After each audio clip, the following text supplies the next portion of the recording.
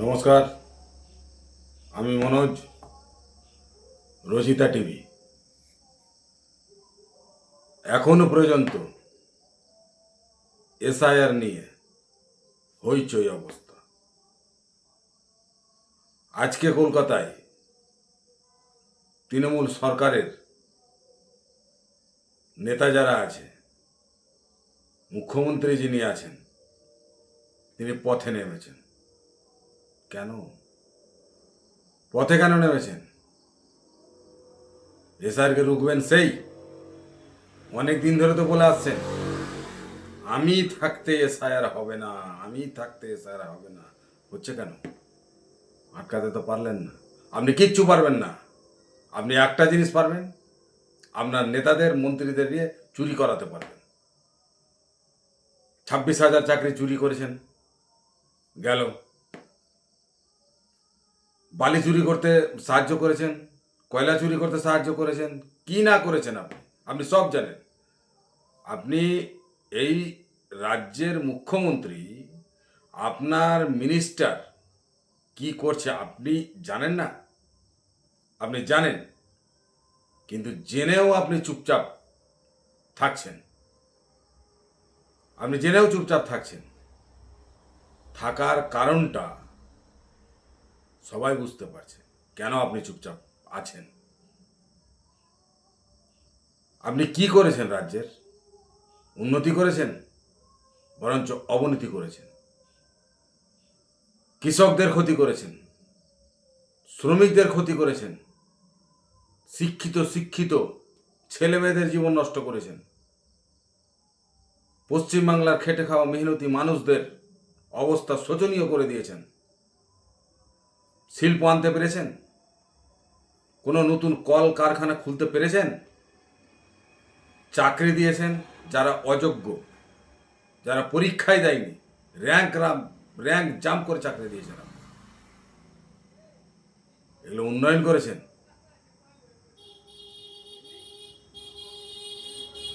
আপনি শেষ করে দিয়েছেন পশ্চিমবাংলাটাকে। তাই আমি পশ্চিমবাংলা মানুষদেরকে বলবো, আপনারা তৃণমূল বিজেপির কোনো নেতার কথা শুনবেন না। এসআইআর হতে দিন, সহযোগিতা করুন।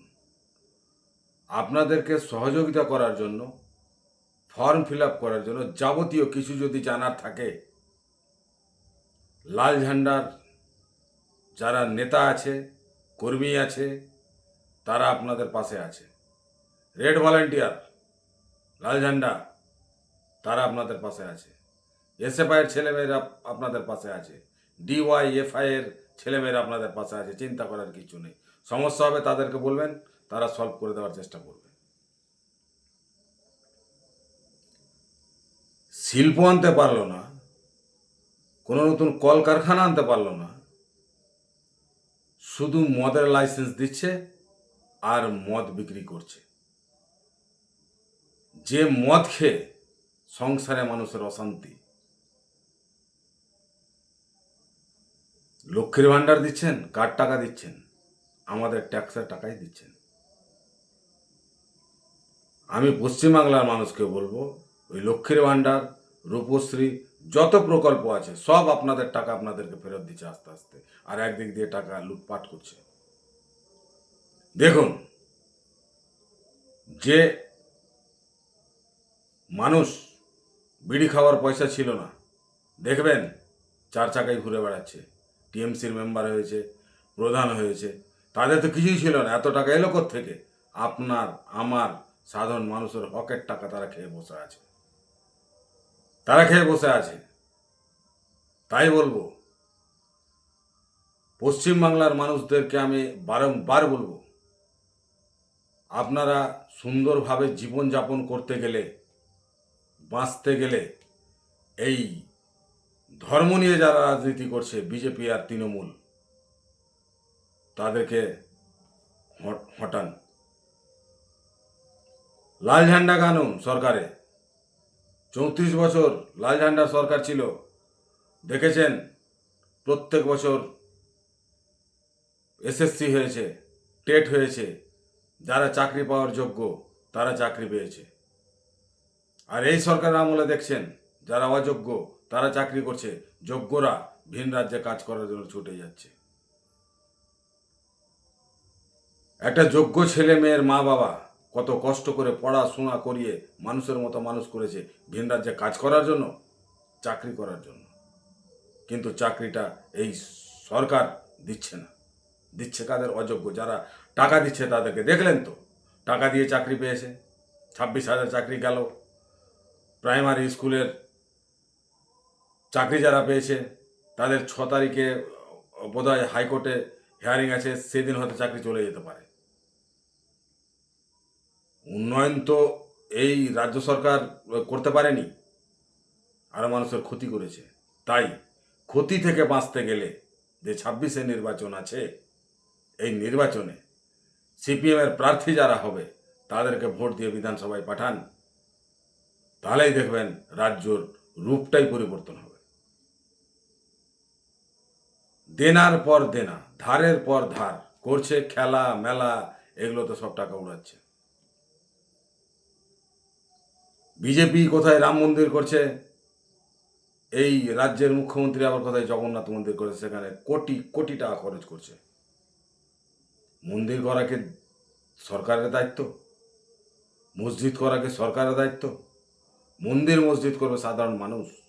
এর আগেও তো মন্দির মসজিদ হয়েছে, পূজা পার্বণ হয়েছে। দুর্গাপূজাকে আর টাকা না দিলে কি দুর্গাপূজা হবে না? এর আগে কি হয়নি? 15 বছর আগে কি দুর্গাপূজা হয়নি? হয়েছে। তাই আমি বলবো এই সরকারকে হটান, পরিবর্তন করুন। পরিবর্তন না করলে আমি জোর করে বলছি পশ্চিম বাংলার মানুষ কোনো মতেই সুখে শান্তিতে থাকতে পারবে না। মেয়েদের কোনো নিরাপত্তা নেই।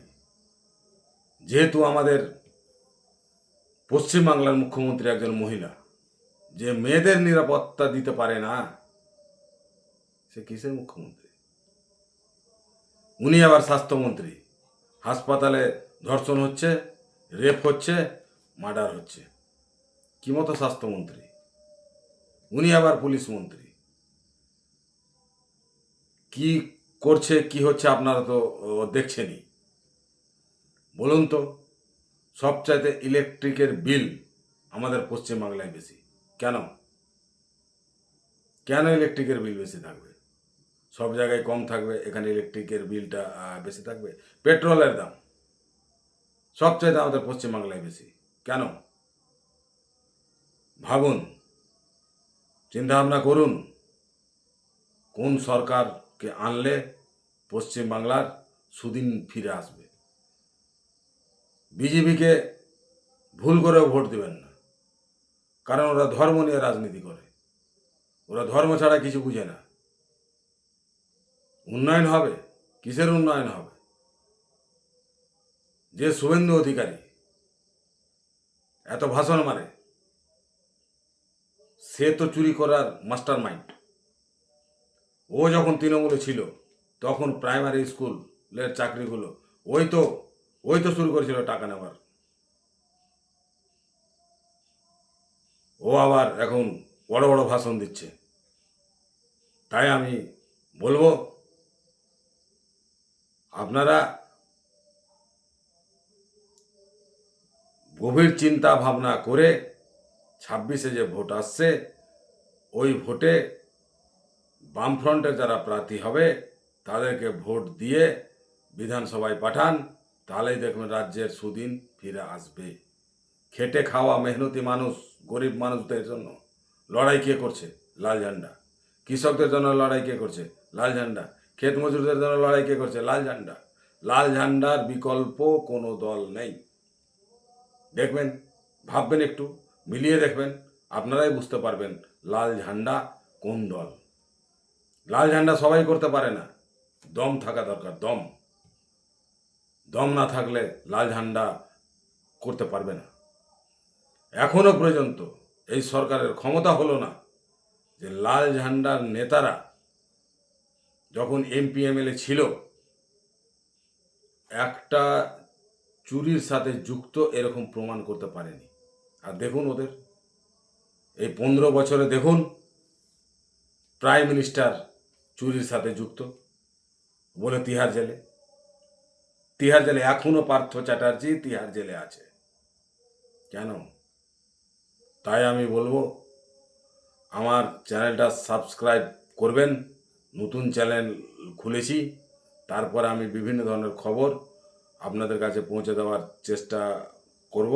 এখনোভাবে আমি সম্পূর্ণ ও সঠিকভাবে কিছু করতে পারিনি, তাই আমি আস্তে আস্তে দেখবেন আপনাদের কাছে সব খবর সুন্দরভাবে পরিবেশন করতে পারবো। এইটুকু আমি আশা রাখছি, আপনারা আমার সাথে থাকবেন। এই বলে আমি আমার কথা শেষ করছি। নমস্কার।